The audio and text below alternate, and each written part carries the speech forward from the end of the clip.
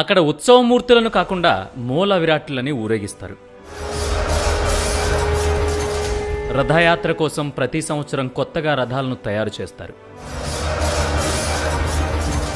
పూరిలో ఏడాది పాటు గర్భాలయంలో ఉండే జగన్నాథుడు తన సోదరి సుభద్ర, సోదరుడు బలరాముడితో కలిసి తన మేనత్త అయిన గుండిచాదేవి ఇంటికి వెళ్లడాన్ని రథయాత్ర అని అంటారు.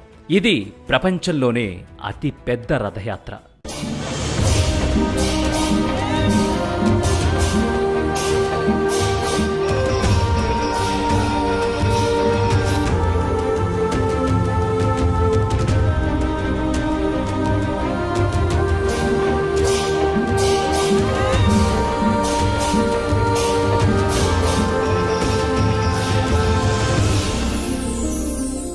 రథయాత్ర కోసం 2 నెలల ముందే, అంటే వైశాఖ బహుళ విధియ రోజు రథ నిర్మాణానికి కావలసిన ఏర్పాట్లు చేయమని పూరి రాజు ఆదేశంతో ఏర్పాట్లు ప్రారంభిస్తారు. రథ నిర్మాణం కోసం అవసరమైన చెట్లను 1072 ముక్కలుగా చేసి పూరికి తరలిస్తారు.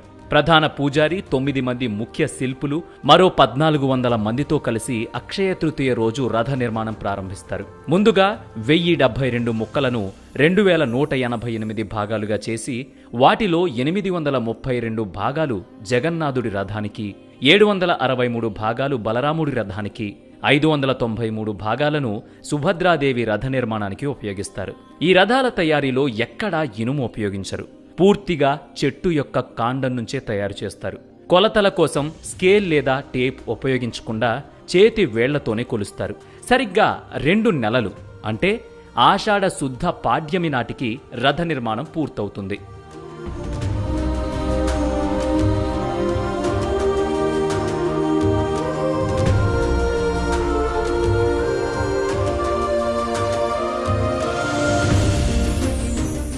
జగన్నాథ స్వామి రథాన్ని నందిఘోష అని అంటారు.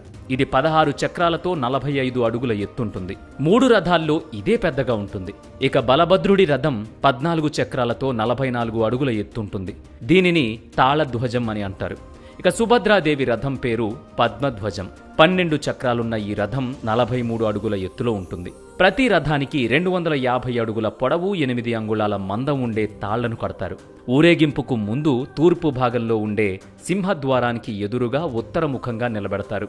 ఇక రథయాత్ర జరిగే రోజు ఉదయం గర్భగుడిలో పూజలు నిర్వహించి రత్నపీఠం మీద నుంచి విగ్రహాలను కదిలించి ఆలయ ప్రాంగణంలోని ఆనంద బజారు, అరుణ స్తంభం మీదుగా వాటిని ఊరేగిస్తూ బయటకు తీసుకొస్తారు. ముందుగా దాదాపు 5.5 అడుగుల ఎత్తుండే బలరాముడి విగ్రహాన్ని బయటకు తీసుకువచ్చి ఆయన రథమైన తాళధ్వజంపై ప్రతిష్ఠిస్తారు. తర్వాత బలరాముడికి అలంకరించిన తలపాగాతో పాటు ఇతర అలంకరణలను తీసి భక్తులకు పంచిపెడతారు. తర్వాత అదే పద్ధతిలో సుభద్రాదేవి విగ్రహాన్ని కూడా బయటకు తీసుకొచ్చి పద్మధ్వజం మీద ప్రతిష్ఠిస్తారు. ఇప్పుడు 5 అడుగుల 7 అంగుళాల ఎత్తుండే జగన్నాథుడి విగ్రహాన్ని బయటకు తీసుకువచ్చి ఆయన రథమైన నందిఘోషపై ప్రతిష్ఠింపజేస్తారు.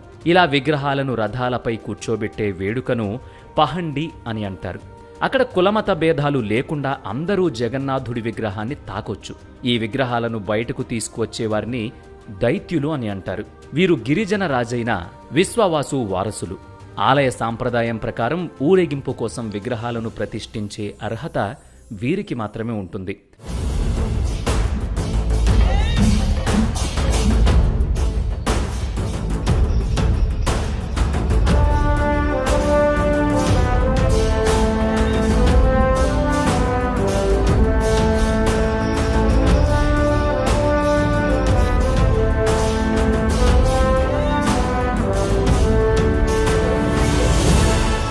విగ్రహాలను రథాలపై ప్రతిష్ఠించిన తరువాత పూరీ సంస్థానాధీశులు అక్కడికి వచ్చి జగన్నాథుడికి నమస్కరించి రథం మీదకి ఎక్కి స్వామి ముందు బంగారు చీపురుతో శుభ్రం చేస్తారు.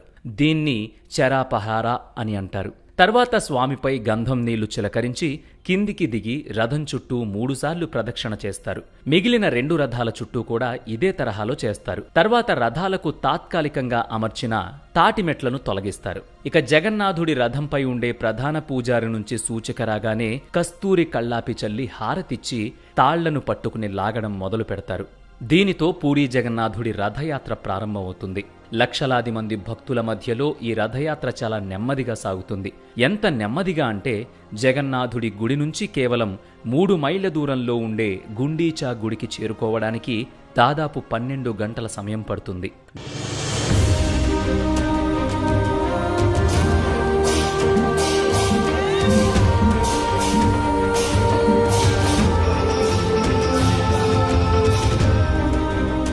గుండిచాదేవి జగన్నాథుడి మేనత్త అని భక్తుల విశ్వాసం. గుండిచాదేవి ఆలయానికి చేరుకున్న ఆ రాత్రి మూల విరాట్లను బయటే రథాల్లోనే విశ్రాంతినిస్తారు. మరుసటి రోజు ఉదయం మేళతాళాలతో గుడిలోకి తీసుకువెళతారు. వారం రోజుల పాటు గుండిచాదేవి ఆతిథ్యం స్వీకరించిన తర్వాత దశమి నాడు తిరుగు ప్రయాణం మొదలవుతుంది.